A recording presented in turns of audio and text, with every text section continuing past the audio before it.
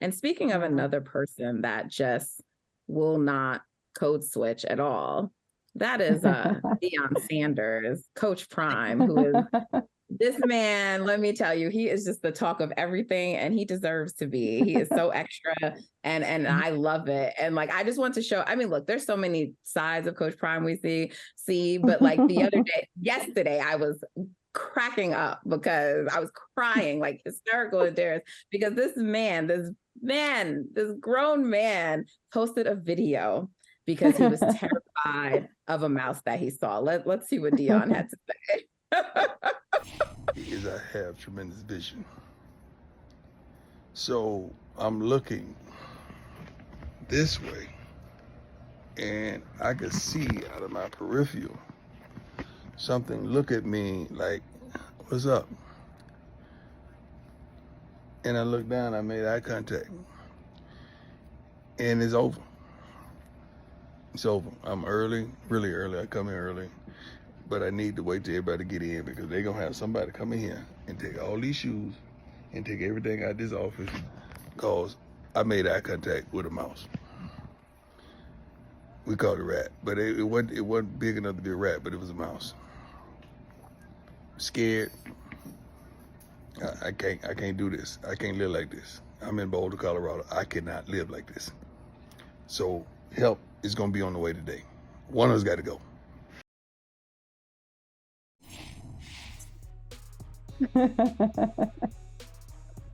Gotta love him. That man said, I can't live like this. I love that video. Y'all do not understand how I was like, I watched this 3-4 times and I still keep laughing because one, he's just funny. He's hilarious. He's so engaging. But two, because I am equally as terrified of mice. And so now I do not feel bad because this big grown man who is a football player is afraid of them. Because there was a mouse in my apartment some years ago and I'd never had a mouse problem before. And I left my apartment. I left my apartment for a couple of days so someone could come and find it and get it. And people are like, Natalie, you're really leaving your apartment? Yes, I am. And I'm not embarrassed to admit it. And Deion makes me feel more proud to say that. So same, Deion, same. Yes. We are not alone. Go ahead, Terrika. No, I was going to say, I wish I had the luxury. I have been in a couple of apartments that had a mice issue and I just had to tough it out, but I'm from the D, it's just, I get it. It's what it is. I mean, I'm from New York and I still don't mess with no damn mouse. We're all being in DC and I live down DC and I will, say this very openly. So every time I move to an apartment, I'm actually about to move now, I have a conversation with the landlord and I say, I understand I'm signing this lease, but understand if I ever see anything crawl with a tail, I'm out of here. Like, find me whatever you need to do. I don't do rats. I don't do mice. If I ever take a walk in DC at night, I know where to walk because this is a city where we have a rat problem. I'm just going to be honest with you. Like, it's a major city thing. So I'm like Deion. This is whatever, people can call me what they want. I don't do rats now. So don't feel bad. Thank gosh, I have never had one in my apartment. But if I ever did, pray for the building. I don't do them at all. They are the scariest things to me. And it's just good to know me and Deion can connect right there because I was just in New York, Nat, and I seen one. It was like as big as a cat and people just walking by just so casually. I don't understand. I've never understood how people can just bypass them. And, it's why I've never lived in a basement apartment. Like, I don't share anything with those rodents, nothing. So Deion is me. Different breed. Deion is me. New York is a different breed. No, New York is for sure insanity. But what is also insanity is that Deion Sanders has us talking about mice.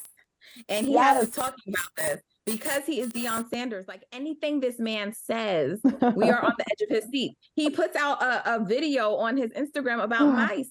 And we are talking about it. Like, that is the prime effect. That's why this man has found trademarks. Okay, this is why. Because he is magnetic, right? And so it's crazy. And all the talk right now is about this matchup that Colorado is going to have with Oregon, right? And it's very interesting to watch because on the one hand, Like what are they saying that he's turned Colorado into Black America's team? Yes, he has. Yep. What did Issa Rae say? I am rooting for everybody Black. Yes, I am. Okay. Yep. So listen, I am rooting for Deion Sanders. I am rooting for Black America's team. Okay. That's what I am doing. And but there are people. So look, let me just say this. I want to make this point very clear. You can be critical and objective of the Buffaloes and not be a hater. Let me say that again. Yes. You can be critical and objective of Deion Sanders and the Buffaloes and not be a hater, because there is just this opposition the moment, I mean, he's creating his own, Deion hive, beehive, we know these things exist, right? But if you say anything that's even a slight, oh, why you hating, yep. Okay, relax, okay? It is fair for people to question whether or not they are going to beat Oregon, okay? Like, Oregon is a very, very, very good team, right? Yeah. So we will see what happens. With that said, there are definitely people who are waiting for him to fail. There are definitely people that are rooting for this team to fail, that want them to lose so they can say, see, I told you, they only beat mediocre teams.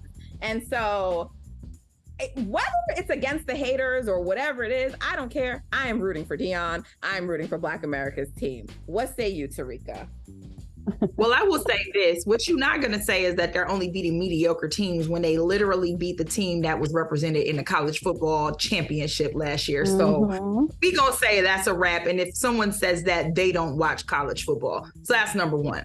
Number two, yes, it is going to be difficult for Deion to beat Oregon now without Travis Hunter. That's a given. It is. Difficult is one thing. Impossible is quite another. It's not impossible. Right. Number three, we were just having a conversation about code switching and being your authentic self. Deion is the prime example of that, because there is no institution in sports that is wider than being a college football coach, okay? And there is a certain way that you are expected to behave yourself, that you're expected to speak. I mean, we don't even need to get on how people were, Jay Norvell and the whole take your glasses off and take your hat off when you're talking to grown men. He refuses to assimilate to the culture that has been historically displayed in college football. He continues to still be prime, be Deion. And it's why he resonates the way he does with his players. It's why Black America is rooting so hard for him, not necessarily because it's just Deion, but it's because it's Deion being Deion. And also because, of course, Black America is going to do anything and everything to get on white people's nerves. So there's that. It really makes, I am a Big Ten girl, right? And we ain't going to talk about Michigan State because they on my last nerve right now as a Spartan. They're on my last nerve. But I say that to say my heart can't allow me to truly root for another big team, for another Division I team, right? And you guys know I graduated college from an HBCU, which is D2. So two different spectrums here, right? But I can't technically root for another D1 school. So I can't go on record and say I'm rooting for Colorado, but I am heavily invested somehow, some way for the success of this Colorado team, because I love to root for an underdog. And Deion right now is the underdog because there are so many people who are expecting and wanting him to fail. I love it. Keep doing you, Prime. Keep shutting it down. Even if you guys don't win against Oregon, you guys, to me, are still setting a standard. You're setting a standard that you can be who you are, and you do not have to shift your thinking, your presentation, or your speech in order to conform to what people should expect from you.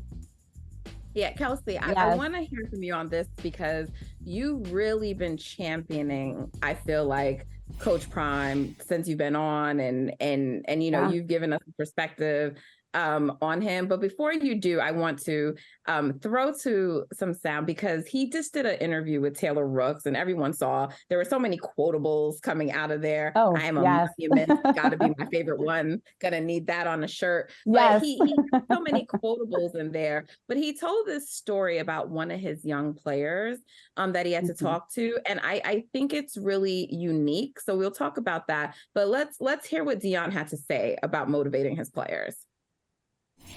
What have you seen just believing in somebody due to their confidence? It uplifts them and it motivates them. We had an instance on the sideline this last game where Jimmy was having a horrific game. He's a receiver, Jimmy Horn. And I said, Jimmy, you're a dog. We from Florida, man. And guess what? Papa's at the crib and he's incarcerated watching you right now. And he wants to clap in front of all his different inmates because he believes in his son. We gonna make Pop proud tonight. That's what we gonna do because his son is a dog. Now you go out there and show the world who you are. He went and caught the touchdown, the game-tying touchdown. Just speaking life into Jimmy and understand where he was. I've been there because I sympathize and empathize with him, and I know his background and his situation. So I'm able to pull that intangible out of him that I connect to him in a pivotal time like that. I got to know my kids. So Kelsey, I think that clip to me spoke volumes about so many things. But what I want to ask you specifically, because we had a headline, or I saw a headline where it said like, Deion can motivate and he can do this, but can he coach? And I'm like, well, isn't motivating part of coaching, right? Yeah. And so this is an example of him motivating, but to me it's also an example of him right? He can recruit. Here it is. He can recruit, he can motivate, but can he coach? Yeah, I think he can, because that's a part of coaching. It seems to suggest that there's some other bit and we're not sure he can do it. So what do you think about this headline, but also that video and what you saw? Yeah, there's so much here. I think this headline is the equivalent to when many of us Black folks hear you don't have enough experience, when, your resume and everything else shows that you do. And some people, I think I read something else where it's just like, oh, he's making people believe, but do his players truly believe, since we know they're about to face their toughest 2 weeks schedule, our toughest part of their schedule these next 2 weeks, and playing obviously Oregon and USC. But all in all, I think that clip was so special in so many ways. If you've covered college football, if you've been around a college football program, far so often we've considered college football to be a factory of breeding players, predominantly Black players, right, that come through these ranks. And usually they don't have coaches that look like them, as Terrika alluded to in college football, and a lot of them just wanted to win. And I get it. College football, look at the money that's in college football, right? So we know that's a component. But I think what Deion was showing is that, like, I truly believe in you. And Deion has quoted this throughout the season, how he's talked to this young man's father and had a conversation with him back when he was recruiting this young man. He said he went there, talked to the father at the penitentiary and said, I got you. I got your son. And for anybody that doesn't understand how special that is for one Black man to tell another Black man that. And it goes into,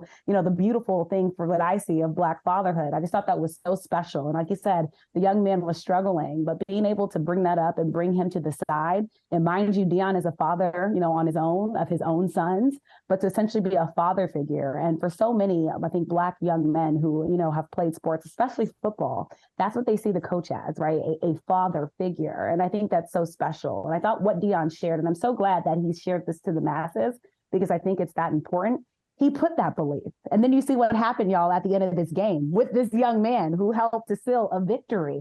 And a lot of times, it's getting at your psyche, right, when you're playing sports. It's physical, but also mental. And I thought this was a great way for Deion to show his other side. Like, yes, we see Prime, right? And we see the Brandon, we see the sunglasses, right? And everything else that Deion wants to bring into stuff, but he's also a human being. He's a father. He's a husband, right? And he's so much more. I mean, to these young kids, or young men, we'll call them, in this game. So I think I'm just glad that Deion is representing what I think a coach should be, right? And that's just more than, getting your stats and guys getting paid. Like Deion, I mean, think about even the Twitter handles on the jersey. That might seem small, but talk about in a world of NIL, he's helping these guys get money. And we know for far too long, Black players have been disenfranchised from money that they should be getting, why white institutions have been profiting off their backs. And so I think what Deion is doing is he's bringing in a whole new culture of football, but a college football that we haven't seen. This is why I think Deion has been the best thing for college football this decade.